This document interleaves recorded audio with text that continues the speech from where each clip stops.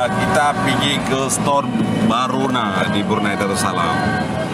Baruna, tapi store harus bongkar karena di Brunei peraturannya kalau tidak ada surat izin untuk buat usaha di rumah tidak boleh. Ini store Baruna, Baruna Sendirian Berhad. Mannya dari nan medang nggak ada pun yang gede Aceh. Baruna Rababnan Katur Pastor. Store harus pindah ke kedai yang lebih besar.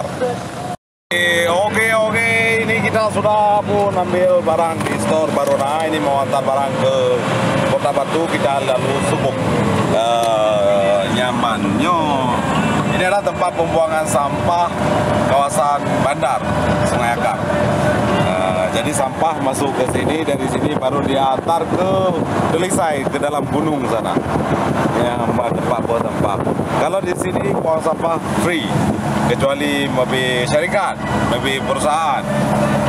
Tapi kalau di tempat biasa, di tempat sampah awam, kalau seperti kami tidak boleh buang kotak, sebab kami dikira bisnis, dikira mobil pekerja.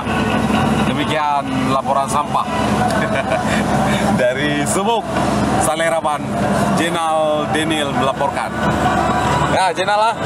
Siap, Kak.